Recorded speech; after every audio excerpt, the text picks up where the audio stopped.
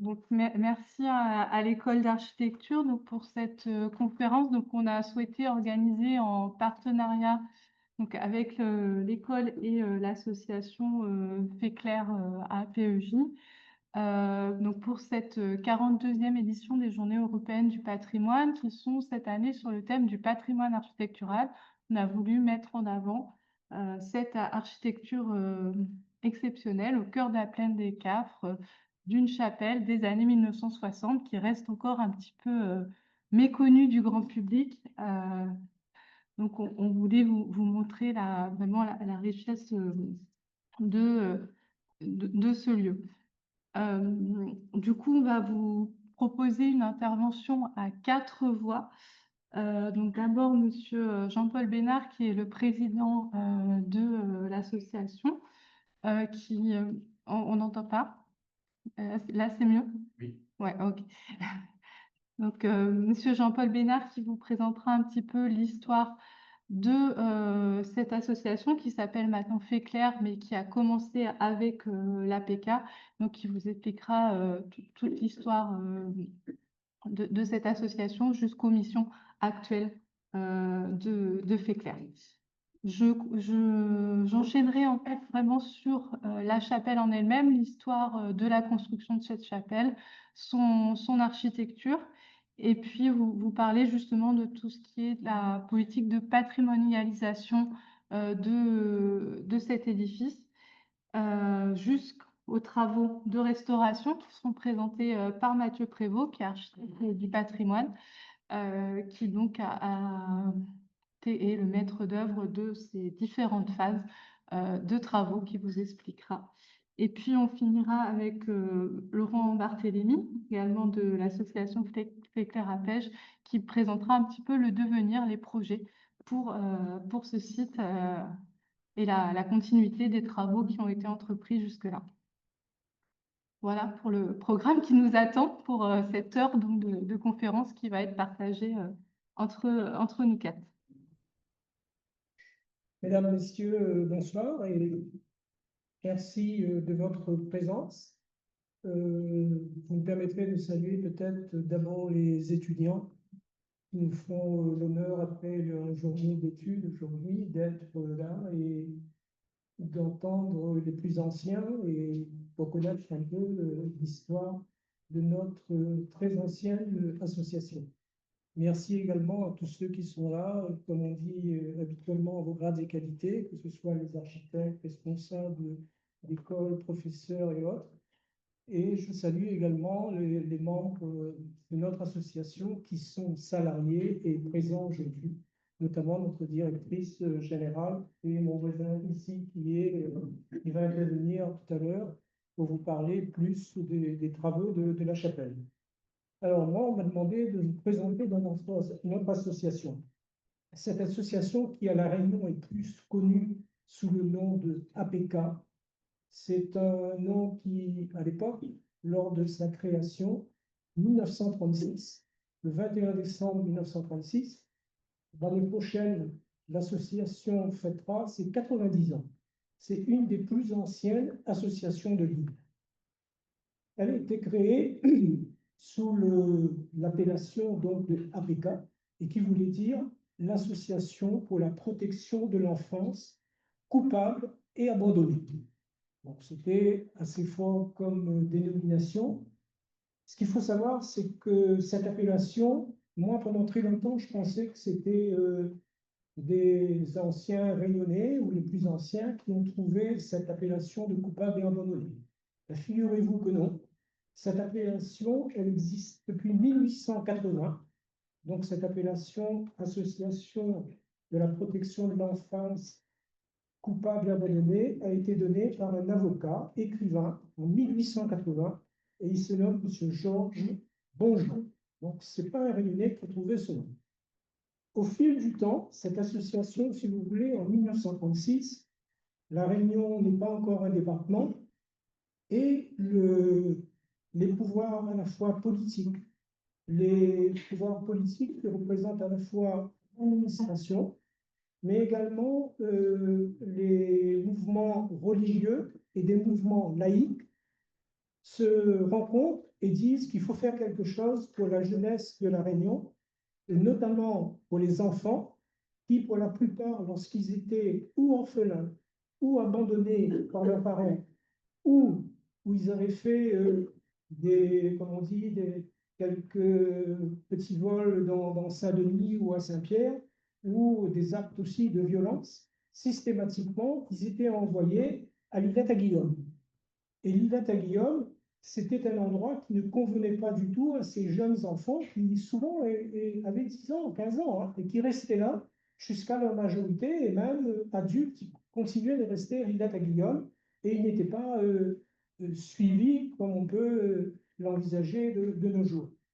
Donc, un certain nombre de politiques, de responsables associatifs décident à ce moment-là, et de professionnels, de créer une association pour que réellement on mette les moyens pour accueillir ces jeunes dans de bonnes conditions. Donc, la première réunion qui est faite en 1936, le président de l'association, c'est M. Jules Palan, il a quelques descendants, mais la fille de Palan-Verbos, ben, M. Jules Palan, c'est son arrière-grand-père. Jules Palan était censeur du lycée Roland-Garros. C'est le premier président. Le vice-président qui assure également la trésorerie, c'est monsieur Maître Fernand Sanglier, qui était avocat à la fois sur Saint-Denis et sur Saint-Pierre. Donc, eux, ils voulaient répondre à une mesure, une misère sociale, et s'occuper de tous ces jeunes, dans un premier temps garçons, qui étaient véritablement abandonnés. L'APK est donc créée en 1936 et dès les premiers mois de la création de l'association, les dirigeants décident de se tourner vers la plaine des Cafres, où ils avaient des contacts avec les propriétaires fonciers de la plaine des Cafres qui disposaient de terrains qui pouvaient être mis à disposition gratuitement. En fait, ça a été un don. La PK n'a pas eu à acheter. Ils n'avaient pas de sous d'ailleurs pour acheter. Et cette propriété de la PK a été attribuée et l'APK est devenue propriétaire de ces terrains qui se trouvent aujourd'hui encore au 23e. La chapelle est construite sur des terrains qui existent donc pratiquement depuis 1936. Il décide également de confier la gestion du bâtiment qui va être construit pour accueillir ces jeunes garçons réunionnais qui venaient de toute l'île, surtout de Saint-Denis, mais qui venaient des autres villes de la Réunion. Et il confie je dirais à la fois l'éducation et la gestion de ce centre aux frères des écoles chrétiennes. Et les frères des écoles chrétiennes ont continué cette gestion pour le compte. Au départ, c'était les pouvoirs, je dirais, un peu coloniaux. Après, ça a été pour le département qui a été créé bien après. En 1946, je pars un peu vite, parce qu'il faut que je laisse du temps à mon voisin. En 1946, donc 10 ans après, est créée l'institution du même type par les religieuses, pour accueillir les filles. Donc, ça se trouve plus dans les terrains où se trouve la chapelle. C'était le patrimoine qui appartenait plus, c'était à la PK, mais plus les religieuses qui s'en occupaient. Donc, et créer ce centre qui, dès le départ, était un centre à la fois de formation et de redressement. À l'époque, l'APK garçon, il n'y avait pas du tout de formation. C'était, ils étaient, je vais dire, emprisonnés, mais mis au cachot pendant des semaines et peut-être pas des mois, mais des semaines et des journées entières, des nuits entières, dans des cachots qui étaient en souterrain du bâtiment, et il y avait des fuites d'eau, ils avaient froid, pratiquement pas ni à manger ni à boire, donc des conditions vraiment de vie incroyables. Je vous conseille de vous rapprocher peut-être des deux thèses, celle de monsieur notamment Sudel Fuma, qui a fait toute une thèse sur l'APK, et il y a une autre quelques années après, monsieur Sudel Fuma, et il y a une autre qui était faite également, je vais retrouver son nom, par un historien. Là, en 1940, dès 1957, le, les, les frères des écoles chrétiennes se rendent compte qu'il ne faut pas laisser quand même enfin, une éducation qui est un peu trop, je dirais, trop violente. Je ne sais pas si on peut parler d'éducation violente, mais c'était le cas. Les, euh, les jeunes garçons étaient pratiquement punis, mis au cachot, etc. Peu à peu, à partir donc des années 60, il commence à y avoir, il y a eu la départementalisation entre-temps, il y a à ce moment-là la, le contrôle, je dirais, des établissements, et notamment ceux de l'APK, par les services sociaux qui s'appelaient à l'époque l'ADAS. D'accord? Et comme il y avait cette volonté du pouvoir public et des fonctionnaires donc, de la DAS, il y a des contrôles qui sont un peu plus réguliers. Les frères des écoles chrétiennes ont commencé peu à peu à changer leur méthode de travail. D'accord? Voilà, si on peut appeler ça un travail. En 1971, commence vraiment un grand tournant. Le, un directeur laïque et qui n'est pas donc un religieux est nommé. Il s'appelle Monsieur Christian Boilly, quelqu'un qui est du tampon, de formation plutôt de l'éducation nationale. Il avait été enseignant à un certain moment. Il est nommé donc directeur de l'APK et il rapidement ces deux mots, c'est humaniser et pratiquer des sports. Et c'est par le sport que je vais permettre à ces jeunes garçons qui sont mis habituellement par les frères des écoles chrétiennes dans les cachots, etc. et tout, il va rapidement mettre tous ces jeunes-là à faire du sport, l'haltérophilie et le football notamment. Donc, des générations de jeunes confiés à l'APK garçons sont devenus des sportifs. Plusieurs sportifs ont été qualifiés pour participer à des manifestations en métropole et ils ont été champions de France. Il y en a plusieurs, et notamment en haltérophilie. Dans le football, d'anciens de l'APK sont devenus des footballeurs très connus, à la Saint-Pierroise notamment, où il y avait un goal qui était connu, qui s'appelait M. Tilmar. Et tous ces jeunes-là qui donnaient l'exemple à leurs camarades qui étaient à l'APK, peu à peu, l'image de l'APK qui était seulement pour mettre les enfants au cachot, elle a commencé à changer. Et M. Christian Boyer a permis véritablement d'humaniser cette population adolescente et jeune qui était confiée. La pratique du sport a permis à l'association, et notamment à leurs dirigeants, c'était toujours les frères des écoles chrétiennes, mais le directeur était un directeur qui avait plein pouvoir. Les frères des écoles chrétiennes, ils faisaient peut-être des services religieux, des choses comme ça, mais il ne restait plus beaucoup pour s'occuper des jeunes. Donc, les services départementaux de la NAS ont mis en place, l'éducation nationale était là, et peu à peu, l'APK est devenue donc sur une fonction, je dirais, un peu plus bienveillante, et en tout cas faire en sorte que les jeunes puissent, avec de la formation, le sport, aller sur aussi une professionnalisation dans certains métiers. Métier du bâtiment, métier d'ouvrier agricole, mais ne pas rester enfermé dans l'APK de l'époque. Dans la, comment ça s'appelle, le travail qui était fait par M. Boyer, les services ont bien compris, les services administratifs, la préfecture, la DAS notamment, et le conseil départemental, qu'il fallait faire la même chose auprès des filles.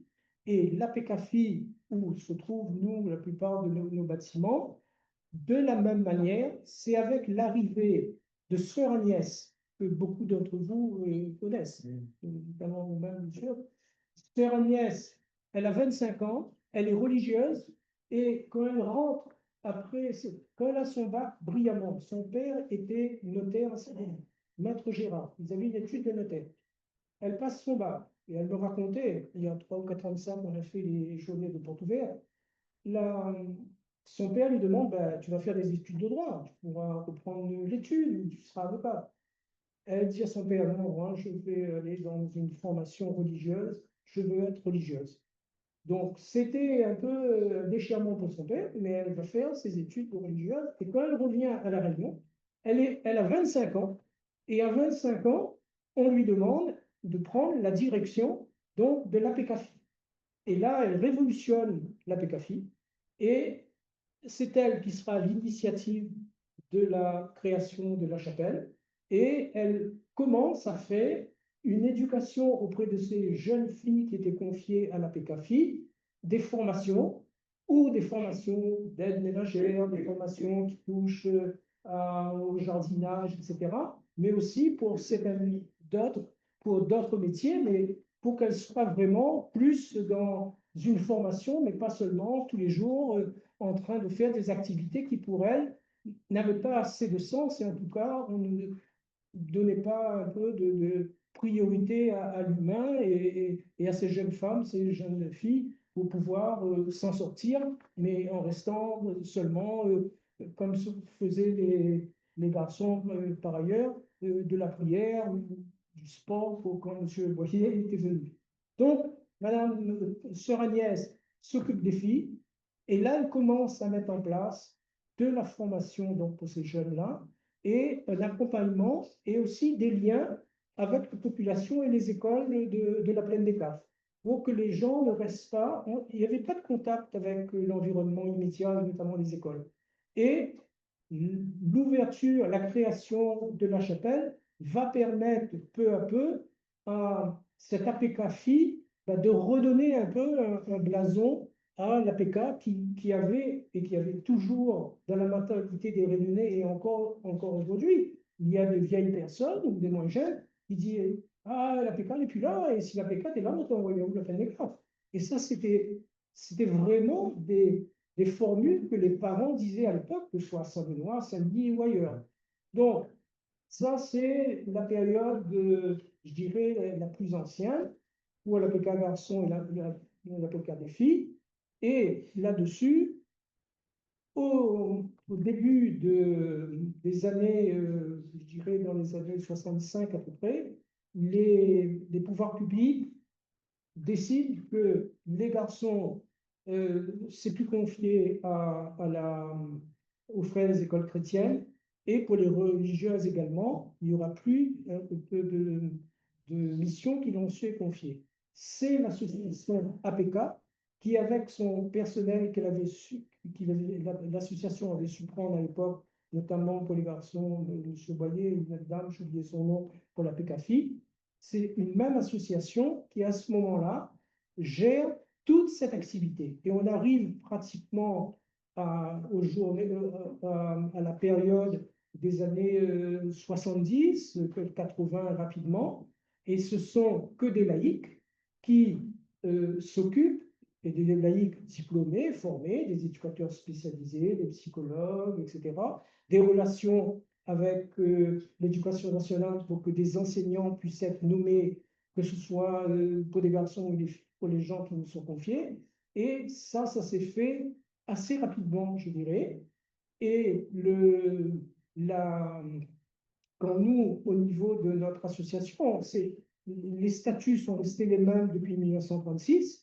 Depuis quelques années, moi je suis administrateur avec d'autres de mes collègues. Le conseil d'administration, je vais vous donner les noms des personnes pour vous dire que ce sont des gens qui sont quand même impliqués dans la vie ou professionnelle ou associative. Le trésorier de l'association, c'est Monsieur Barré, qui est président de la CAF et c'est un agriculteur de Saint-Joseph. Donc, quelqu'un qui est impliqué dans la vie sociale et institutionnelle, président de la Caisse d'allocation familiale. Nous avons un professeur d'histoire et de géographie, Madame Aline Moulin-Waro, qui, elle, est professeure d'histoire et géographie dans un collège sur Saint-Gilles. Moi-même, je suis donc retraité de banque depuis déjà quelques années, mais j'étais très impliqué dans la vie associative avant de venir à l'association. J'ai été, moi, à l'Association réunionnaise d'éducation coutumière, à la REP, pendant de nombreuses années, et également en responsabilité en tant qu'administrateur et président à la CAF de la Réunion. L'association est, depuis quelques années, un peu plus d'une dizaine d'années, maintenant 12 ans, nous sommes filialisés avec le groupe SOS, qui est le premier groupe associatif et le seul à La Réunion, le groupe associatif qui se trouve à la fois en France et en Europe. Le groupe SOS, il y a une quinzaine d'années de ça, notre association était en difficulté au niveau de sa gestion et était pratiquement devait partir en liquidation. Les tribunaux ont accordé à l'association le droit d'avoir un plan de redressement sur une quinzaine d'années. Ce plan de redressement a été respecté et nous avons retrouvé, si je dirais, toute notre virginité depuis 2 ans maintenant, d'accord? Et l'association, quand il y a une quinzaine d'années, on avait ces difficultés financières et on payait les redressements judiciaires, les pouvoirs judiciaires de l'époque nous avaient conseillé de nous rapprocher, nous avaient proposé de nous rapprocher d'associations existantes sur l'île. Ils nous avaient cité, par exemple, la Fondation du Père Fagon et encore une autre association. Nous, à ce moment-là, les magistrats nous ont conseillé, écoutez, on vous donne un contact, c'est le groupe SOS qui est à Paris, qui existe depuis maintenant une quarantaine d'années. Rapprochez de vous, ils pourront vous apporter un accompagnement et de l'expertise. Donc, c'est ce qu'on a fait. Nous sommes devenus une association donc, du groupe SOS, mais c'est bien notre conseil d'administration réunionnais avec les noms que je vous ai cités, mais avec l'appui de nos amis parisiens, de nous accompagner pour qu'il y ait des méthodes de travail, un accompagnement aussi sur nos chantiers, qu'ils soient d'architecture, sur nos investissements, sur la gestion du personnel, etc. Donc, le groupe est là et pour la formation également de nos collaborateurs. Donc, nous, depuis quelques années, depuis être sortis de ce plan de redressement, ce nom qui s'appelait donc l'Association d'aide à la protection de l'enfance et de la jeunesse, un jour, je dis à mes collègues du conseil d'administration, je vous connais bientôt, il faut à tout prix qu'on change de nom. On ne peut pas rester seulement sur l'association de la protection de l'enfance et de la jeunesse, parce que quand je rencontre un maire à 22 ou à Sillaos et je lui dis bah, je viens déposer un dossier pour un projet d'EHPAD, il me dit déjà, mais tout ça fait une EHPAD, l'association, il n'y a pas le pôle l'enfance et de la jeunesse. L'EHPAD, c'est pour les vieux, alors que nos statuts nous permettent de faire tout type d'activité. Donc, on a travaillé avec notre personnel et une société de communication pour nous trouver un nouveau nom. Et le nom qui a été retenu, après d'autres noms, c'est le nom Féclair. Alors, Féclair, ce n'est pas un sigle, c'est Féclair, c'est Sourdon Féclair. Sourdon Féclair, Randon Féclair. Et Féclair, c'est sortir vraiment, je dirais, des ténèbres. C'est le matin, c'est le soleil, c'est la vie, et c'est se remettre en cause, et c'est aller vers de nouveaux horizons. Et ce que nous souhaitons, nous, maintenant faire avec notre association, l'exemple de la chapelle, je ne vais pas m'étendre là-dessus, l'exemple de la chapelle, c'est un bon exemple, c'est que cet outil, ce patrimoine qui nous appartient, nous avons un droit, si vous voulez, non seulement de le valoriser, nous avons fait des travaux parce que les services administratifs, la DACOI, etc., un peu la région, un petit peu le département, ils nous ont aidés à faire les travaux, mais pas suffisamment. Sur le fonds propre, nous avons beaucoup utilisé, mais ce qu'on souhaite que pour la chapelle, on a mis en place un conseil scientifique qui commence à faire son travail. On a donné une mission, une dame qui est dans la salle, elle pourra compléter tout à l'heure par rapport à vos questions, un projet culturel, scientifique, culturel, elle va travailler avec pour que cette chapelle puisse devenir un lieu à la fois de rencontre, où utiliser, que ce soit au niveau de la culture, des expositions, des rencontres avec des jeunes, etc. Mais en tout cas, rendre rayonner ce patrimoine qui nous appartient, qu'on met en valeur et qu'on estime qu'il y a lieu de revaloriser encore par des actions qu'on fera sur le terrain et notamment en premier auprès de la population du tampon. Voilà un petit peu ce que moi je voulais partager avec vous sur l'avenir. C'est clair, on va aller vers de nouveaux horizons. Pour l'instant, il y a la chapelle qui nous permet de faire autre chose, d'accord? Si vous avez des questions, je suis prêt à répondre. Je pense que je suis dans le temps ou dépassé, c'est bon? Ouais, ouais, pour que tout le monde puisse parler, oui, c'est Voilà, bien. si vous avez des questions. On fera les questions À la fin. à la fin, je pense, comme ça. Ouais. Oui, c'est moi qui vais Ah, prendre le micro.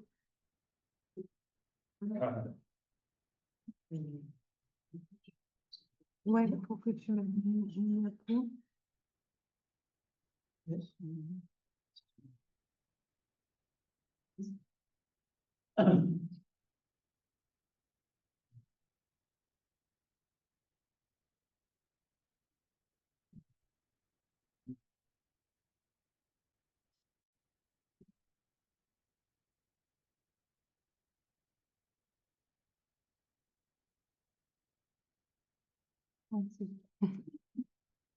Merci pour donc cette introduction sur l'histoire donc du site. Donc, je ne vais pas revenir là-dessus. Donc, juste pour vous situer, je vous ai mis l'adresse précise. On reparlera des visites à la toute fin donc, de cette chapelle qui se situe sur le site de l'APK des filles, donc à la plaine des Caves.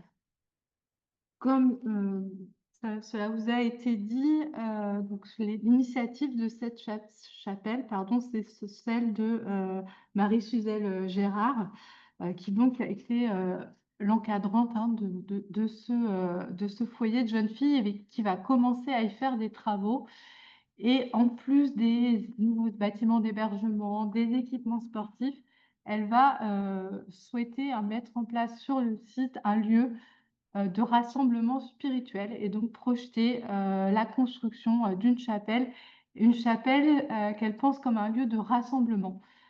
C'est pour ça qu'on va le voir, c'est l'idée tout de suite d'avoir un lieu avec plusieurs entrées et voilà, d'une forme qui permet le rassemblement. Et vous la voyez donc bien là sur la vue aérienne, la chapelle, c'est le bâtiment triangulaire hein, qui est au centre. Donc, vous voyez les bâtiments un peu en barre là, qui sont autour, ce sont les bâtiments d'hébergement qui étaient donc les bâtiments d'hébergement des jeunes filles.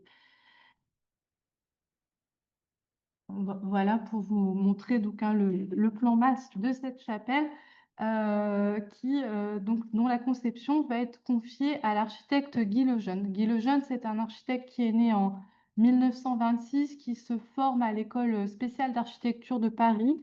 Il est diplômé en 1950 et dès 1952, il arrive à La Réunion. On est vraiment dans une période de construction intense à La Réunion, notamment tout ce qui est logement social et équipement public. Et il va commencer à travailler pour la SIDR et pour plusieurs collectivités. Il va devenir ensuite architecte communal à Saint-Paul et à Saint-Denis. On le retrouve aussi beaucoup dans la construction d'établissements scolaires. Je vous montre ici hein, le bâtiment qui était sa maison et son agence qui est rue Félix-Guillon à Saint-Denis, un bâtiment qui existe encore. On est entre la rue Jean Châtel et la rue de Paris. Donc cet architecte a été très marqué, hein, vous voyez, par ce bâtiment, par le mouvement moderne. Il va construire, donc, en plus de son agence, plusieurs édifices. Donc là, notamment la piscine du bar à choix à Saint-Denis en 1959. Et puis des bâtiments un peu aussi plus tardivement que je vous montre là pour vous montrer des choses un peu dans le même contexte paysager que celui de la Plaine des Cafres, un peu dans les Hauts. La mairie annexe d'Elbourg en 1973 jusque dans tout début des années 80, le VVF des Fleurs Jaunes à Cilaos. Alors, vous le voyez, ce qui marque cette architecture, c'est des lignes géométriques très marquées.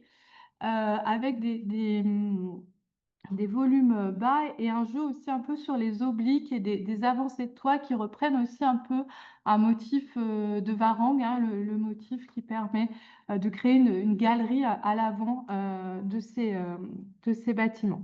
Avec aussi voilà, des jeux sur les lignes obliques aussi. Et ce qui caractérise ces constructions, c'est justement ces volumes bas avec une insertion dans le paysage. Et c'est ce qu'on va retrouver à la chapelle hein, de l'APK. Je vous montre le dessin là et permet de bien visualiser hein, cette idée de vraiment avoir ces lignes horizontales assez marquées. Et puis, ce qui va le différencier ce bâtiment par rapport à toute sa production, c'est vraiment cette très grande verticale de la flèche, cet élancement de la croix hein, qui marque le bâtiment.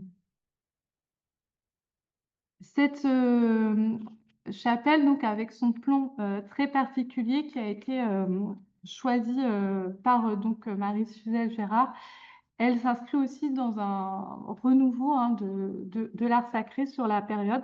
Alors le récit qu'elle fait de la forme de cette chapelle, c'est celle d'une fleur, de la métaphore d'une fleur de lys. En fait, se rendant chez l'architecte, une fleur, elle tenait un bouquet, une fleur est tombée, et donc c'est cette fleur qui lui aurait donné l'idée de ce plan de la chapelle. Ce qu'on voit sur la composition aussi, c'est une composition en fait en deux triangles imbriqués. Euh, donc avec un lieu de culte au centre et des salles sur les côtés qui permettent d'abriter différentes pièces un peu annexes pour les besoins de la chapelle, comme la sacristie ou des vestiaires.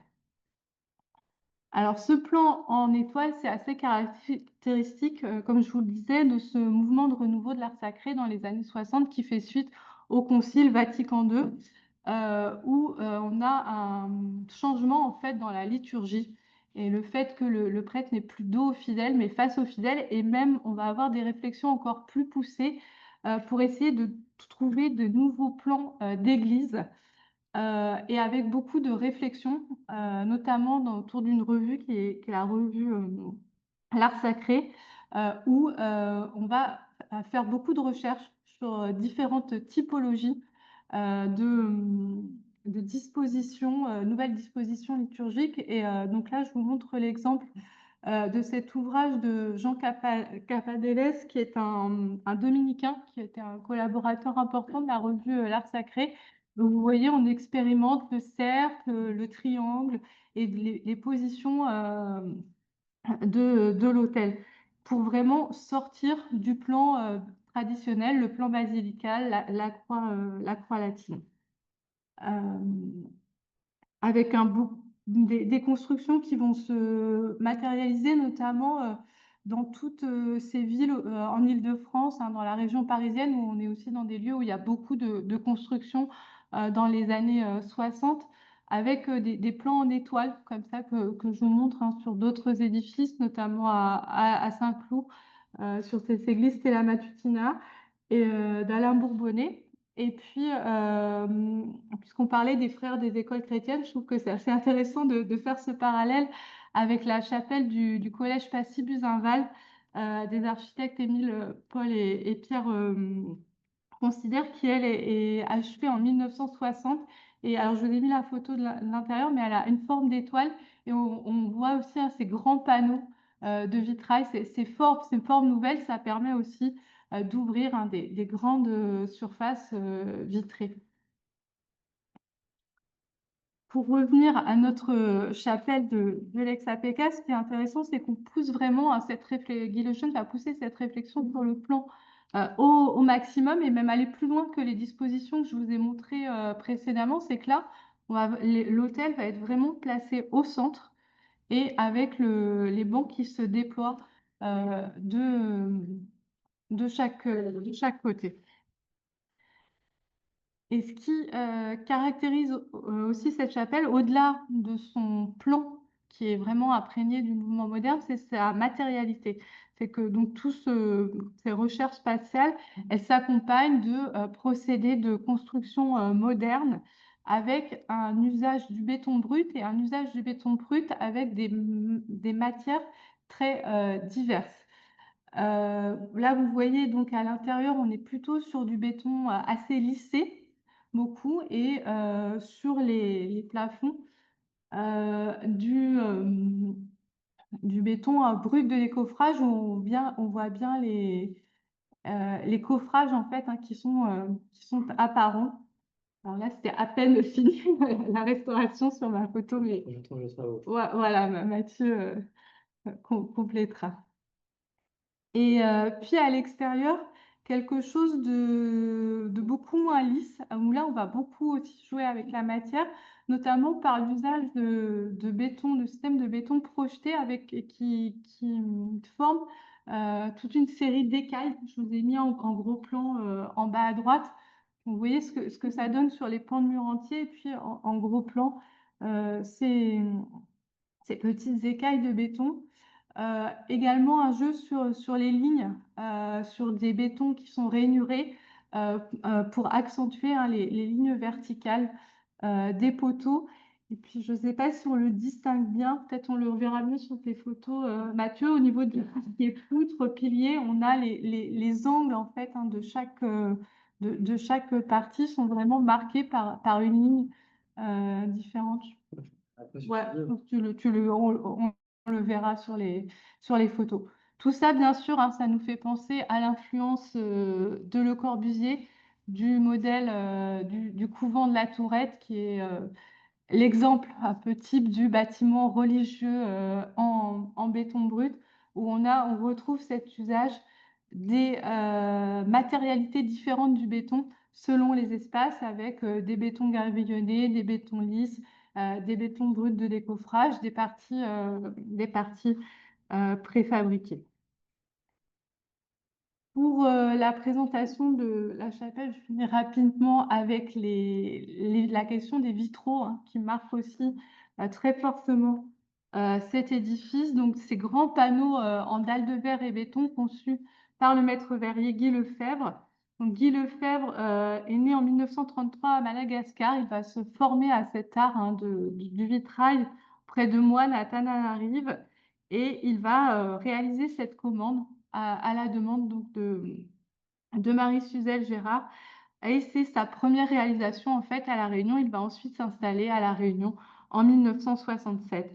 Et jusqu'à sa mort en 2018, il a créé, hein, donc des vitraux dans une soixantaine d'édifices religieux dans l'île, également dans des édifices publics, pas seulement enfin, des édifices civils, hein, pas seulement du religieux.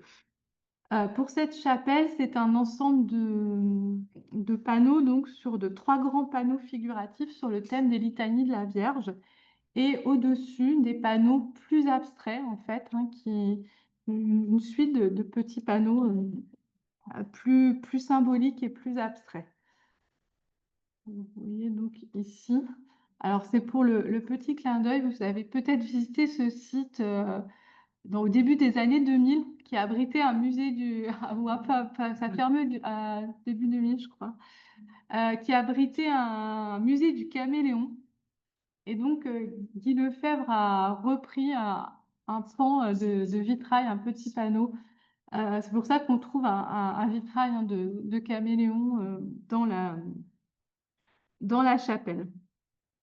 Je vous montre rapidement quelques autres exemples, hein, de vitraux Guy Lefebvre que vous avez.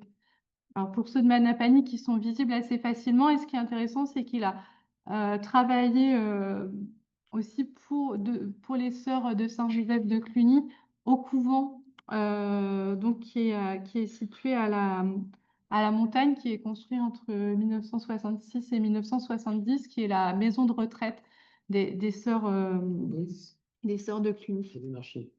Non, qui est la chapelle a été construite par par le cabinet Hébrard et Abadi. Donc, il a travaillé avec voilà, des architectes différents. Et c'est lui aussi, puisqu'on parlait de la l'APK des garçons, il y avait également une chapelle à la l'APK des garçons qui a été construite en 1965 par Louis Dubreuil. Et il a aussi fait des grands panneaux, alors beaucoup plus abstraits, hein, des grands panneaux vitrés pour cette chapelle qui est aujourd'hui l'église en fait de Bourgmurin. Rapidement, avant de passer la parole sur les travaux, juste puisque ça a été évoqué au début un peu sur le processus de patrimonialisation de cette chapelle. Cette chapelle, elle a été d'abord labellisée patrimoine du XXe siècle en 2016. Ce label qui n'existe plus aujourd'hui, qui a été transformé en label architecture contemporaine remarquable, était un petit outil de reconnaissance, mais qui n'apportait pas en fait de protection réelle hein, à ce bâtiment. Et en fait, dès son passage en commission pour obtenir le label, s'est manifesté l'idée que ça avait une valeur bien plus importante et qu'il fallait passer à la protection monuments historiques. Donc, ce qui a été fait en 2018 avec l'inscription au titre des monuments historiques de la chapelle, donc, qui est le premier niveau de protection qui se passe au niveau régional. Et donc, la Commission régionale du patrimoine et de l'architecture a fait un vœu de classement, c'est-à-dire que le dossier mérite une protection supérieure et donc on va porter le dossier devant une commission nationale et c'est ce qui a été fait en fin d'année 2022, donc avec un classement qui est un arrêté de classement au début de l'année 2023. On en reparlera, ce qui a permis aussi d'avoir un financement plus important sur les travaux de restauration qui ont été réalisés. Et donc, je vais passer la parole à Mathieu. On change de place, si tu veux. Merci Clémence. C'est lequel? Ça, c'est la 3. Ouais, je peux mettre mon micro. Ça marche quand même. Bonsoir. Donc, merci à tous pour cette invitation. Merci Clémence pour l'organisation de cette conférence. Donc, on va vous parler, je vais vous parler de la restauration de ce projet de la chapelle de l'Ex-Apéca qui a été fait en 2021 déjà, on passe vite. Ce projet, c'est un projet vraiment qui me tient particulièrement à cœur. C'est un chantier qui nous a beaucoup touchés. C'est un projet qui nous a passionnés et qui continue à nous passionner. Juste pour comprendre un peu ce que porte un peu en lui l'édifice, parce qu'on a vu effectivement cette architecture brutaliste avec ses grandes lignes architecturales. Il y a cette histoire de fleurs qui est incroyable.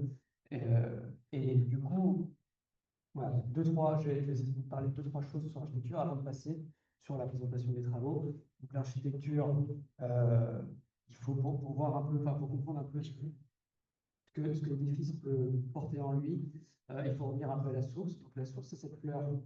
Et cette fleur, l'architecte va suivre littéralement le tracé de cette fleur.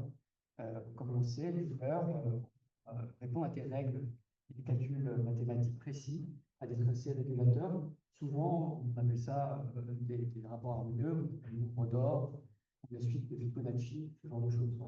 Je pense que vous en avez entendu parler, puisqu'on travaille toujours aujourd'hui avec ce rapport de proportion.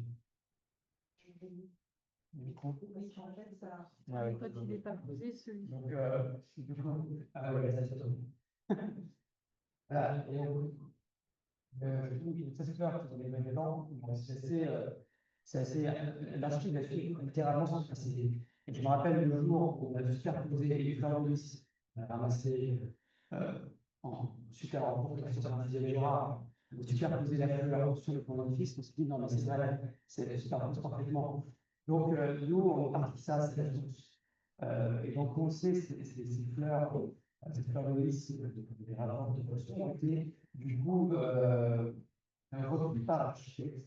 Et quand on analyse le plan, on s'aperçoit qu'en fait, il y a vraiment tracé régulateur, que l'édifice répond à des tracés précis avec le nombre d'or, avec cette sensation vraiment de quelque chose qui part du centre, qui émane du centre. Vous voyez, c'est une construction qui part de l'intérieur, ce centre de l'hôtel, pour aller vers l'extérieur.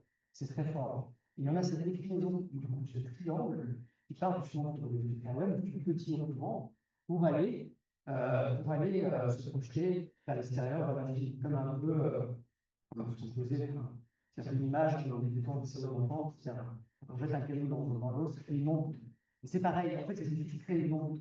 Et il est puissant, le fait de cette onde. Et on voit ce triangle, vous voyez, ce triangle, on l'a retrouvé partout. Aussi bien sur le petit métier avec les rayons l'hiver, que au niveau du formule, que au niveau de la forme de la clôture à la béton, que au niveau de ses structures, que au niveau des pieds, on le retrouve partout. On retrouve ce triangle, ces trois points, les trois points, l'équilibre, la mesure et l'activité.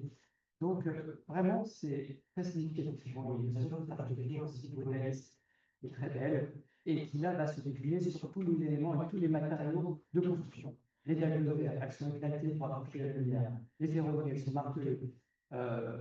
Les bétons sont effectivement de décoffrage avec une rugosité, un aspect particulier, avec justement cet aspect qui est souligné avec un calculage précis.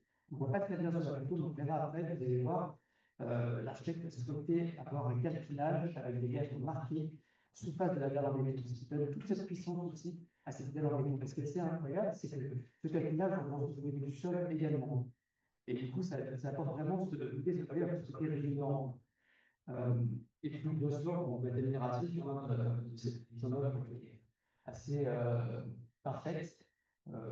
Pour beaucoup de béton, on peut voir les voir, on peut imaginer les organisations qu'il a fallu avoir avec les gars, vous saluez le travail des anciens sur ce projet.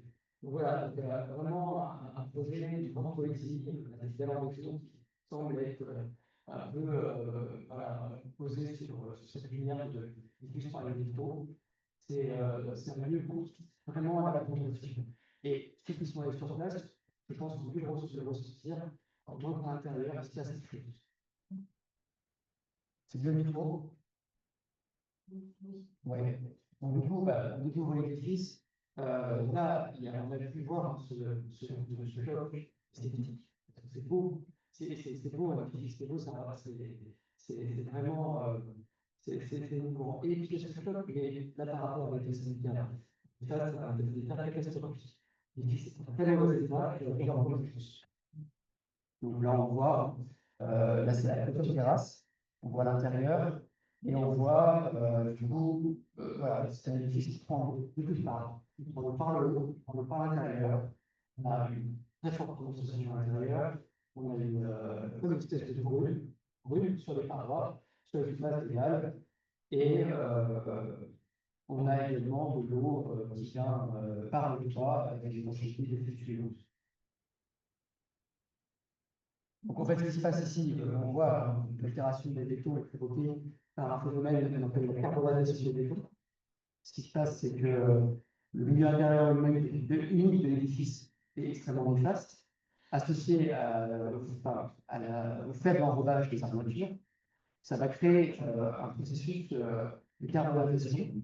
En fait, ce qui se passe, c'est que l'armature va se corroder. Et sous l'extension, on a des éléments des bétons. C'est vraiment une altération récurrente qu'on peut retrouver sur des édifices historiques en béton construits à partir des années 30, 50 et 60, aussi bien à Lyon que dans d'autres écoles. C'est une altération qu'on trouve un peu partout. Et associé à cela, à cette carbonisation des bétons, on a également de l'eau qui percole à la dalle, qui vient catalyser cette corrosion. Et en plus, nos carburants électriques qui vont créer ces concrétions blanchâtres que vous voyez, qui vont amener en plus à des stalactites et même des stalagmites. Bon, c'est la première fois qu'on voit des stalagmites dans un édifice. Non, il ne faut pas trop, mais il y en a, je suis sûr qu'il y a vraiment des stalagmites, des concrétions qui se développent sur le sol. Donc là, on peut jouer pas mal de problèmes. Bon, à l'extérieur, avec d'autres terrasses, on va faire la végétation. On avait carrément des arbres qui poussaient sur l'étanchéité. Les parements ont été affinés, notamment de des points sensibles en fait avec l'eau, et qui ont été également dénaturés, avec des couches aussi de peinture de couleur. Là, on voit bien un peu ici, avec ces peintures, c'est orange. Et voilà, un zoom sur cette altération de la carbonisation des bétons. Vous voyez bien la corrosion des armatures, sur l'éclatement des bétons, les concrétions blanchâtres, et ce dessin qui apparaît quand même dans ce décomposé que vous travaillez. Vous voyez cette unité, donc il y a carrément de l'eau qui est la plus importante à l'intérieur. C'est un peu la catastrophe. Oui, l'édifice baigne très souvent dans cette belle brune. Bon, ce qui n'est pas, enfin, c'est très beau. C'est presque un édifice un peu fantomatique comme ça, avec cette silhouette qui est dans le brouillard. Mais c'est un vrai problème pour la conservation de l'édifice. Par un peu vite, il faut vraiment tout montrer que. Alors, ce qu'on va faire, c'est qu'on va mettre en place, du coup, un projet de travaux. Qui vont être mis en place avec le soutien, bien sûr, de la DAC de la Réunion, du service du monument historique, avec aussi le soutien de la région, et puis aussi, bien sûr, la volonté, bien sûr, de l'association de lancer ces travaux. Donc, il va y avoir un projet de travaux. Une première qui est essentielle, qui va permettre de sauvegarder l'édifice. Une seconde, ce sera plus permettre de traiter tous les intérieurs, on va voir après. Et le troisième, dont je vais parler, qui est en cours de développement. Donc, la première tranche de travaux démarre. Alors, on commence toujours, sur un édifice en béton historique, à faire des analyses. On fait des analyses de béton, on les envoie en laboratoire pour vérifier la constitution, leur porosité, pour les futures pour que rendre compatible avec les futures opérations. Et on fait des sondages aussi. Bon, là, c'est la catastrophe, on fait un sondage dans la dalle, parce qu'on se retrouve avec carrément un bandeau caché au niveau de la dalle. Qu'est-ce qui se passe dans la dalle? En fait, la dalle, elle est constituée en trois parties. Il y a la dalle en béton, une couche de scorie, et il y a la chape. Et quand on attaque les sondages, on s'aperçoit qu'il y a carrément de l'eau dans la couche de scorie. Le scorie, c'est de la l'eau, c'est de la gelée, c'est de la terre, boueuse, une catastrophe. Donc la première mesure que mise en place, c'est la construction d'un parapluie pour faire sécher l'édifice. C'est l'objectif, faire sécher l'édifice. Donc on va construire ce parapluie qui va permettre également de travailler à la bouche pour pouvoir goûter l'étanchéité défectueuse, réparer l'extradat de la dalle. Et on va également mettre en place une petite ventilation naturelle avec la pose de grilles qui va permettre d'avoir un petit mouvement d'air à l'emplacement des portes. Ce sont des grilles qui sont complètement réversibles. Voilà, les deux mesures. Ensuite, donc là, on a vu sur le grand parapluie, c'est quand même voilà, c'est pas un bac d'ouvrage. Et là, on voit des étanchéités. Elles ont la navigation avec les gens aussi. Je passe. Étanchéité encore de retrait. Et là, on commence à faire des usages, on se fait des fissures au droit du triangle. Les poches d'eau, vous voyez au fond. Donc, c'est une réalité. Et donc, on commence à dégager, on commence à faire un travail de purge au droit des désordres et des repères en surface. L'objectif de cette restauration à base, enfin de la restauration, c'est la conservation. Et pas pour refaire un neuf. Donc, on a souhaité conserver cette disposition historique, cette base, pour le scope, cette chape. Donc, ce qu'on a fait, c'est qu'on a élargi les zones de sondage pour faire sécher le plus possible ces parties dégradées. On a purgé les parties dégradées de la couche historique. Et finalement, on s'est aperçu assez rapidement, avec la mise en place de ce parapluie, l'édifice a séché, a bien séché. Donc voilà, on commence à poser des étanchéités. Petit clin d'œil d'étage. Vous voyez, donc on commence à poser des étanchéités. Alors là, l'objectif, poser une étanchéité sur une très grande surface qui évite de fissurer longtemps, qui soit durable, qui puisse éviter de la mise sur place sur la dalle, une étanchéité souple. Donc là, on a opté pour la mise en place d'une étanchéité traditionnelle, rien d'exceptionnel, fixée, voilà, fixée, enfin, qui a été posée en semi-indépendance, pour donner un peu de souplesse, et c'était mécaniquement fait. Voilà la pose, vous voyez l'étanchéité, le bâtiment d'air, et le petit truc qu'on est venu rajouter en plus, c'est qu'en fait, on est venu avec des espèces de couvre-points sur les parties latérales pour marquer remarquer à nouveau ce calculage pour revenir en surface des vagues, que l'on retrouve maintenant sur les énergies. Tout rayonne, déjà juste en haut. Bon, voilà, des ordres caractéristiques au droit des ordres, enfin des sensibles à l'eau, corrosion des bétons, traitement des éléments, classique. Vous voyez, il y a des schémas qui permettent d'évacuer les eaux pluviales. Très beaux ouvrages, on va voir. C'est quelque chose pour vous montrer un peu l'échelle. C'est presque structural. Vous voyez, c'est radical, c'est découpé. Voilà, donc la face interne de chez nous, qui est très soumise à cette altération du béton, puisqu'elle est en contact direct avec l'eau.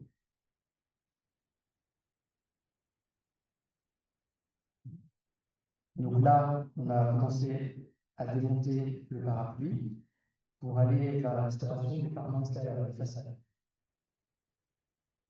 Ici, vous voyez l'édifice qui a déjà bien séché, bien précisé. Voilà. Là, du coup, on attaque la restauration de la façade. On commence à traiter des points spécifiques, parce qu'en fait, les ouvrages sensibles, c'est des points spécifiques.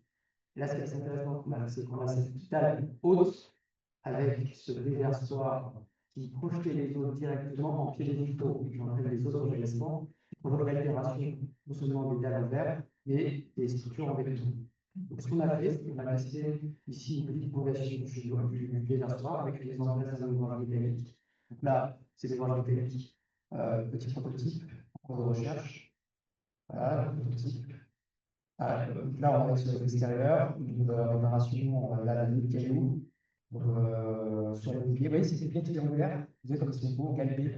Ça reprend ce principe de colonne galbée antique, mais de manière moderne, avec cette articulation partie haute amincie. Parce que vous avez vu, aujourd'hui, on ne pourrait plus trouver des ouvrages aussi fins. Cette recherche, au niveau de la restauration des parents extérieurs, avec ces parties, c'était construit. L'idée, c'était de retrouver les gestes des anciens artisans. Comment les retrouver? Donc, pareil, comme on parlait tout à l'heure, la beauté de ces parements à écailles. Bon, dit à la cuillère aujourd'hui, puisqu'on a, on sait ce que c'est fait à la cuillère. On a retrouvé une cuillère en pied du mur. Donc, les glaces se sont lancées et ça a fonctionné, quoi. Voilà, c'est le chéneau. Vous voyez, donc le chéneau, l'objectif sur les chéneaux, comment conserver l'architecture brutaliste tout en assurant l'électricité. Donc là, on a fait un choix, après la conservation du patrimoine, on s'est dit, on va conserver la face externe du chéneau, cette complexité, également en route de décoffrage, et on a traité la partie fond du chéneau avec une et traité la face interne du chéneau avec un mortier, formation de mortier, et un enduit de protection pour assurer la rigidité. Bon, j'ai vite, vous voyez, on peut nous sertir aussi. On peut nous sertir tous les éléments qui sont importants avec une convertine en zinc. Voilà, et là, on suit sur la tranche numéro 2. Un moment important. Tranche numéro 2, donc on s'est à traiter les intérieurs, la carbonatation des bétons, on appelle ça la méthode. Établir un diagnostic d'état sanitaire des vitaux. Donc là, c'est donc Maître Vallée qui vient à la réunion, Maître Vallée qui vous a été conseillé, préconisé par le laboratoire de recherche de l'Université LRH, travaille également en collaboration. Et donc là, c'est la Maître Vallée qui arrive à la réunion, qui vient de métropole. Donc, il a travaillé notamment sur la restauration des produits de Paris et qui est également spécialiste en restauration des plans de verre ancien. Elle est à la réunion, elle vient, et voilà, on monte des plateformes de chauffage, là c'est l'état sanitaire. Voilà. Vous voyez, un détail des vitraux, vous voyez cet éclat en périphérie, une dalle de verre, ça c'est caractéristique du travail de Lefebvre. L'éclater en périphérie pour avoir cette accroche particulière. Et donner enfin, vous voyez la clarté de cette dalle de verre. C'est très beau. Mais l'état sanitaire, malheureusement, nous révèle un problème de minéralisation du verre. C'est-à-dire que le verre est rendu aveugle. Il devient opaque. Ça, c'est terrible. Vous avez vu en face? Alors, c'est dû à quoi? C'est dû à une remontée de sel et c'est dû à une condition atmosphérique. Donc, en parallèle, on construit avec la restauration, on se place là, avec la carbonation des ponts, on des petites formes d'échafaudage, plateforme amovible. Et donc, ça nous permet d'approcher à peu près les tables de maison. On commence à faire les premières purges, à découvrir les armatures. Voilà, tout un travail de recherche. Comment réparer des zones peu profondes, atteindre justement cette altération sans lever les ponts, parce que avant on avait des ponts par l'eau, là il faudrait par la surface, ça va être beaucoup plus difficile. Donc là on voit bien, on recherche, cette situation chauffée, comment on va faire? Et comment on va faire? Et l'objectif, il n'est pas que au niveau de cette opération de voile. Effectivement, quand on pratique avec les matériaux existants, on entier qui limite l'Européenne, qui ne sont pas. Vous voyez, il y a plein de contraintes. Mais également, comment intégrer les réparations qui puissent s'intégrer dans l'existence, notamment avec le trouble de décoffrage, avec cette porosité, cet aspect particulier, et ces lèvres d'essayer au niveau du calculage. Donc là, c'est les premières réparations. Donc là, on va chercher justement un entier qui puisse apporter, répondre à l'ensemble de ces objectifs. Quand on va répondre dans le détail, vous voyez, là, c'est la dalle après réparation. Bon, l'idée, c'est pas de faire disparaître, hein, mais on voit encore à certains endroits ces réparations. Mais c'est pas grave. Ce qu'il faut, c'est créer une unité, que ce soit pas fait pour l'œil. C'est même mieux d'ailleurs de voir à des endroits où on a la matière pour le futur aussi. Vous voyez, cette plateforme, voilà, j'insiste là-dessus. Vous voyez, on a vraiment conservé le dessin. Et c'est très fort, ce dessin, c'est très rayonnant. Oui, mais alors, cette photo qui s'est glissée sur le visuel, je ne peux pas la montrer quand même. Là, c'est un bel ouvrage central, pareil, une grande dalle posée sur ce pilier triangulaire, avec également un traitement au sol, toujours régulièrement. La ferronnerie, donc on dit marteler brut, les martelés, des clous qui vont faire changer, toutes les brutes, même les planches également de la porte. Et on a également fait des parements intérieurs, verticaux, avec les parements en plaque chaude qui sont dégradés, avec une racine chimique, avec le volume intérieur. Là, on a fait tout un travail de recherche pour refaire les parements intérieurs, avec différents essais, en plâtre, en peinture organominérale, en chaud. L'objectif ici, c'est de conserver le jugement de béton, avoir un aspect lisse, blanc, mat, sans rugosité. Donc, ce qu'on a fait, c'est qu'on a choisi, je reviens avec la conservation des monuments historiques et le laboratoire des monuments historiques à Paris, de faire un traitement à chaude relique, une rénovation chaude relique, sur une base d'enduit perméable pour apporter le côté mat et lisse.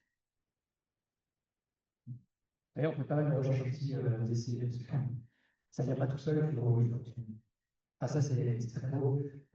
On l'a vu dans la partie, on a, en traitant les surfaces de béton, on avait également déposé ces grands lustres en alliage de cuivre pour les restaurer. Il y a 3 lustres suspendus par 3 plans en forme de triangle. Donc, les lustres partent chez les fourriers.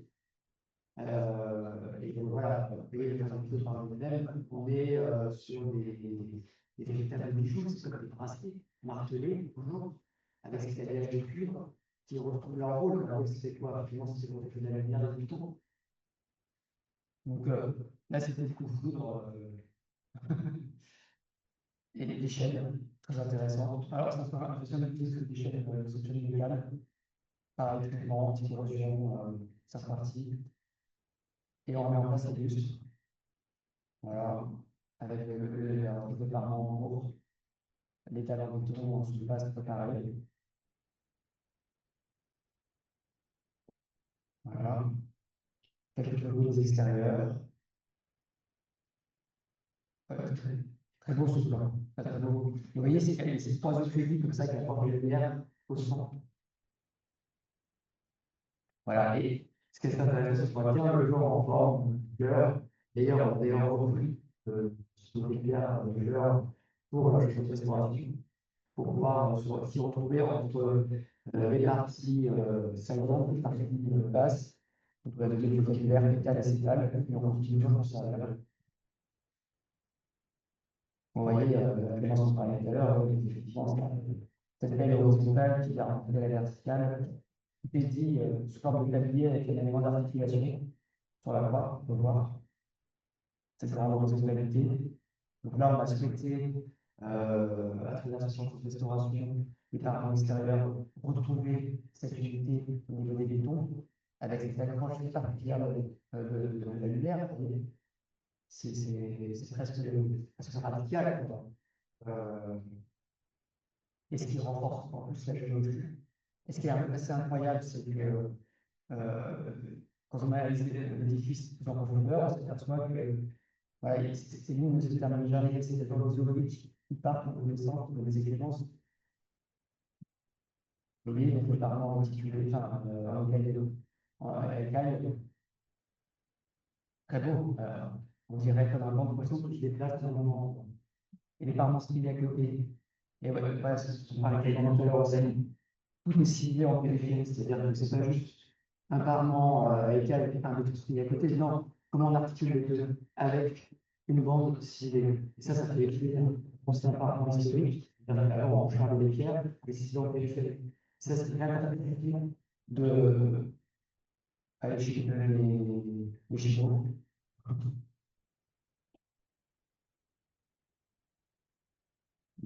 Pas besoin d'en dire plus.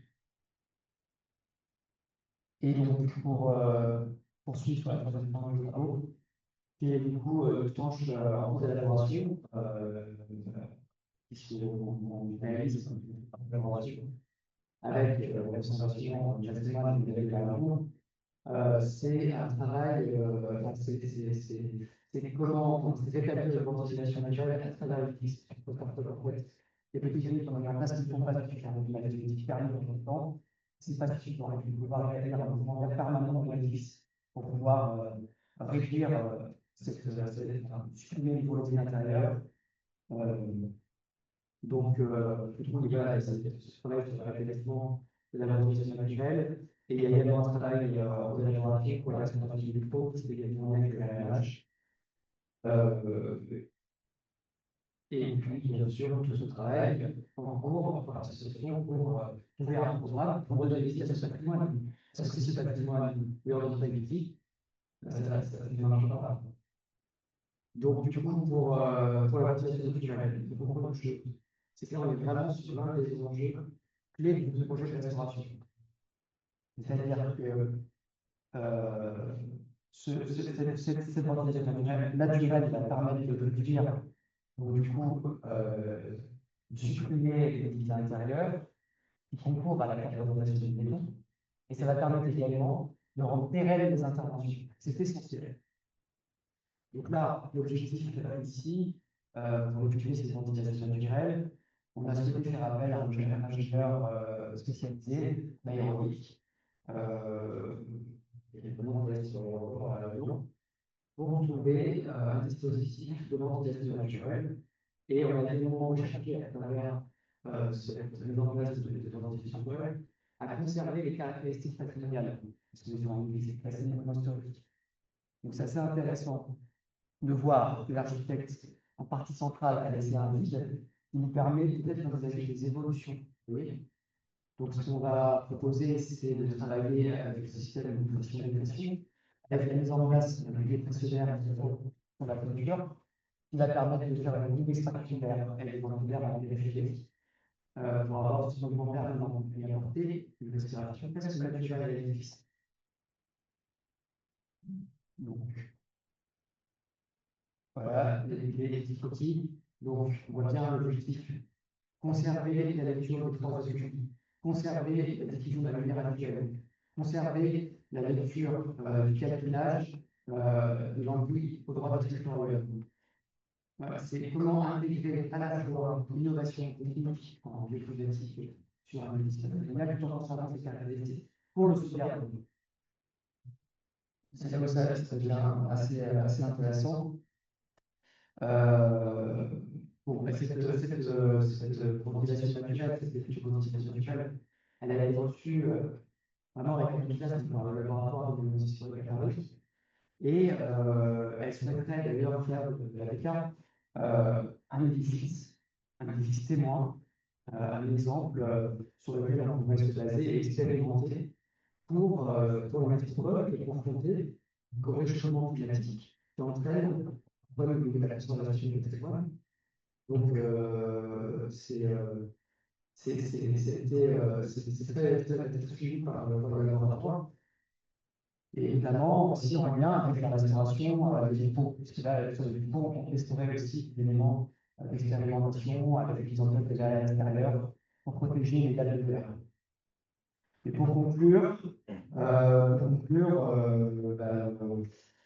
je souhaiterais, voilà, dire que ce chantier est aussi une aventure humaine collective, euh, où on a pu rencontrer différentes personnes passionnées. Et je souhaiterais vous remercier la maîtrise d'ouvrage pour sa volonté de ce projet. Merci. Si, c'est bon.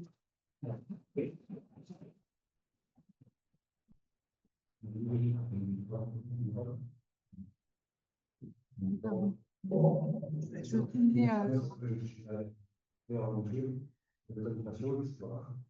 Donc, juste avant de continuer sur l'avenir de la chapelle, je veux faire juste un point financier des phases des premières phases de travaux de 2021 et 2027. Le total des travaux des études des premières phases, c'est 1 €.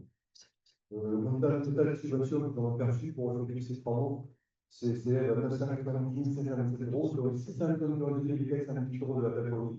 Donc, merci Clémence, merci Gilles, j'espère que vous avez été l'histoire avec nous. Merci.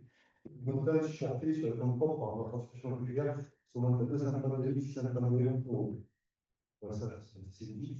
Maintenant, pour la phase 3 de travaux sera directement liée au devenir de la chapelle, c'est-à-dire que la phase 3 va inclure ce que nous allons décider de faire de cet édifice. Pour mener cette réflexion, comme disait le président M. Bénard, l'association a créé en 2024 un comité scientifique avec piloté par M. Bénard, Mme Murin, M. Fontaine, qui est un ancien éducateur qui est un prof qui est en train de créer un livre sur Patrica. Cet atelier d'échange, d'idées, mais aussi de mémoire, a permis de définir une idée commune pour l'orientation scientifique et de rendre la chapelle au rayonner via une politique culturelle du territoire, portant une vocation historique, mémorielle, avec une dimension artistique, environnementale et économique. La spécificité d'un tel projet n'est pas tout repos, c'est-à-dire qu'on voudrait ouvrir la chapelle sur l'environnement, un lieu culturel, on ouvrir la chapelle à la lumière, comme on disait, aux habitants de la plaine des Cartes, tout en préservant le devoir de mémoire sur un histoire de la PK et effacer tous ces fantasmes qui entourent la PK pour les Indiens qui connaissent bien la PK. C'est ce que vous disiez sur la chapelle. Donc, pour vous aider, le règlement mandaté, pour vous aider l'association Ancradoli, avec Patricia qui est là, qui vous aide donc avec l'histoire qui vous avez demandé. Mais le défi n'est pas si simple parce qu'on a plusieurs paramètres qui sont vraiment en cause pour relever le challenge. Effectivement, on voudrait ouvrir culturellement la chapelle à toute la zone de la planète carte, mais on est retenu, enfin, on n'est pas retenu, mais il y a quelques paramètres à prendre en compte, c'est-à-dire d'une part, il faut regarder ce mémorial de l'enfance et puis tous les éducateurs aussi qui sont passés par la PK. C'est garder en mémoire toute l'enfance réunionnaise, mais aussi les jeunes qui ont travaillé. En deux, on aimerait donner la parole au lieu, c'est-à-dire que c'est une architecture unique, un symbole du site, avec des édifices remarquables, donc un instrument doué d'essence anémique, c'est-à-dire que quand on arrive là-bas, je vais me dire, lui, Marseillais, je vais dire, en gros, on arrive à une droite exceptionnelle. Si vous arrivez au Pays Soleil, vous avez tout un neige à l'ouest, au sud, vous avez une imprenable sur cette pierre, sur Saint-Louis. Et tout au nord et à l'est, vous avez une forêt de notre chemin tout le anémique, la Dominica.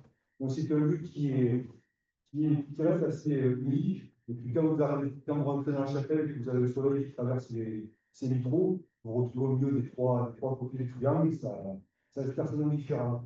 Et moi, depuis 4 ans, j'ai visité la chapelle à des dizaines de fois, pardon. Et toute personne qui vient ici à la chapelle, quelle que soit son origine ou même sa religion, la chapelle est sacralisée depuis les années 80, ça c'est absolument différent. Donc il y a quelque chose qui se passe, ne serait-ce qu'avec la forme architecturale, et puis ces lumières, et puis cette énergie qui retranscrit de Sœur Marie-Fidèle qui avait voulu faire cette chapelle-là, quelque part ça rejaillit sur les personnes qui viennent la visiter. Donc il y a ce paramètre-là par en compte. Il y a aussi le travail de collaboration avec les mains, c'est une chose d'accueillir parce que on qui veut faire quelque chose de plus culturel, ouvrir la chapelle, il faut quand même qu'on reste qu'on reste dans le nombre d'alcooliques. On va pas non plus voir la chapelle pour faire des parties et concours de taille. Il faut que ça reste encadré par la alcoolique, il faut qu'on reste avec ça.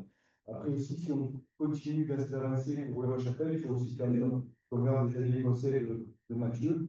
Il était quand même un gros moteur de la restauration de la chapelle, donc on va voir ce qui va se passer pour le devenir de l'édifice. Et après, ce qu'il y a l'autre paramètre à prendre en compte, c'est que nous, sur cette zone-là, sur ce site de la commune de Carte, on a encore de l'activité, on a encore un centre éducatif renforcé, où on a 8 jeunes qui sont recrutés par le ministère de la Justice, et qui sont en H24, avec 14 sur 4. Et il faut prendre en compte ce paramètre-là, parce que si on veut ouvrir comme lycée la chapelle, on ne pourra pas visiter les jardins de la chapelle comme on va visiter le jardin de l'Éden à Saint-Gilles. Il faut. C'est plus applicable, c'est l'année 60 de l'église, mais il y a quand même des gens qui travaillent encore pour cadrer les jeunes qui sont passés par le ministère de la Justice. Donc, pour revenir au travail de Patricia et d'Antoine Joly, il y a quand même un gros travail avec le jusqu'à maintenant. Elle a rencontré sur le territoire de 2004 des artistes, des musiciens, des élus, des habitants, pas mal d'acteurs associatifs de l'Union Corrido, la culture, le patrimoine, l'économie, l'environnement, l'agriculture, le tourisme. Des idées ont commencé à germer autour de ces rencontres, autour du travail des scientifiques aussi, avec pourquoi pas l'ouverture de la chapelle à des artistes locaux ou aux bénévoles qui vont exposer dans la chapelle, profiter de cette lumière dans la phase 3 va servir à ça aussi, c'est-à-dire qu'on va devoir réfléchir avec des bureaux d'études, avec Mathieu et la police sur de nouvelles lumières aussi. On va pouvoir accueillir des expositions de peinture ou d'art plastique ou autre, peut-être bénéficiant, on verra plusieurs à venir, mais aussi peut-être l'environnement proche de la chapelle qui est entouré de plantes d'essence endémiques, avec pourquoi pas des parcours botaniques et des parcours un peu où les gens pouvaient venir en famille et visiter la forêt adjacente à la chapelle. Voilà, les réseaux aussi sentir, on a la chapelle à Véga. Il y a toute une artistique avec la mémoire au travail qui est fait auprès des habitants pour travailler la mémoire et en fait, tout en gardant la mémoire de l'enfance pélonnaise, essayer d'ouvrir, comme vous avez fait clair, et surtout essayer d'ouvrir la chapelle de population de la PMK. Il y a aussi, on le sait, que la mairie de Luxembourg pour peut-être nous aider pour redynamiser la population de la PMK. On a tous ces paramètres qui rentrent en compte, à nous de travailler intelligemment et de faire aussi quelque chose d'exceptionnel et d'intelligent. Voilà. Et après, voilà, je vais juste terminer par une idée. Dans la chapelle, on voit ce petit triangle qui est à droite sur le plan. En fait, c'est pour faire un petit rappel de ce qu'on a, du domaine que l'on a sur la PMK et au niveau de la station Fréclair maintenant. Dans la première parcelle, où on voit la chapelle et les anciens bâtiments, c'est une parcelle qui fait 4 hectares, qui est située au 4 km 24 au Jeune Bureau. Et puis en remontant vers le nord, on a une autre parcelle qui fait 2,8 hectares, qui arrive sur le chemin Notre-Dame de la Paix. C'est une parcelle sur laquelle on a une ferme pédagogique, où on a des jeunes qui sont passés par le département, un accueil de jour, c'est 25 jeunes qui viennent le matin, qui viennent s'occuper des animaux, faire un peu de maraîchage, qui sont suivis par des professeurs, par des psychologues, par des psychologues spécialisés, qui repartent l'après-midi, on a passé une bonne journée à la campagne. Et puis de l'autre côté, on ne le voit pas, de l'autre côté du chemin Notre-Dame de la Paix, on a encore une parcelle de 5 hectares qui est louée à une dame qui fait de l'élevage de chevaux et des petits rapides. Et après, à Bromenoir, on a encore au 27e, l'ancien internat des garçons sur 1000 m², avec un grand bâtiment de 1000 m². Et on a un peu tout ça à gérer. On commence déjà par la chapelle, c'est pas trop mal. Il est tout seul en jambe, on verra l'avenir ce qu'il fera. Mais déjà, continuons, on va essayer de mettre en lumière cet édifice tout en respectant les devoirs de mémoire des enfants qui sont passés par là. Et pour ça, on aura besoin de Patricia, de l'agence Saint-Claude et peut-être la scène de tout le monde chez lui. Voilà, je dis tout pour l'instant. On a encore besoin de questions.